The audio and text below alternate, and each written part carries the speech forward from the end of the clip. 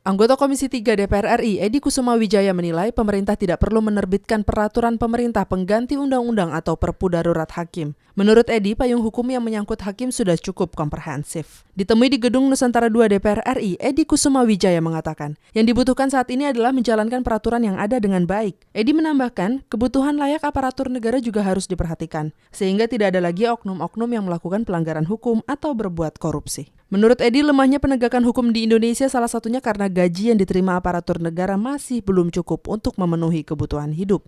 Perbuatan seperti sekarang yang terjadi di lingkungan hakim, itu sebetulnya bukan hanya terjadi di lingkungan hakim saja, tapi sebetulnya sudah hampir menyeluruh terjadi di seluruh instansi di negara kita ini.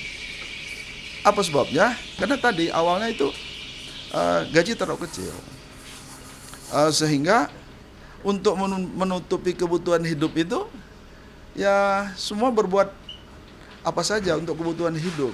Menurut Edi, jika memang kebutuhan hidup telah terpenuhi, maka penerapan dan aturan hukum dapat berjalan baik. Edi menjelaskan korupsi akan menjadi sebuah tradisi jika kesejahteraan pegawai dan aparatur negara tidak sesuai. Oleh karenanya perlu langkah tegas dalam menyelesaikan permasalahan tersebut. Edi menambahkan perbuatan korupsi tidak hanya terjadi di lingkungan institusi penegak hukum, namun juga terjadi di berbagai instansi lainnya. Untuk itu, Edi menegaskan program revolusi mental yang digagas Presiden Joko Widodo harus benar-benar direalisasikan. Presiden juga harus dapat memberi arahan kepada menteri untuk dapat merealisasikan nawacita dengan sebaik-baiknya. Rohim Nugraha, TVR Parlemen, melaporkan.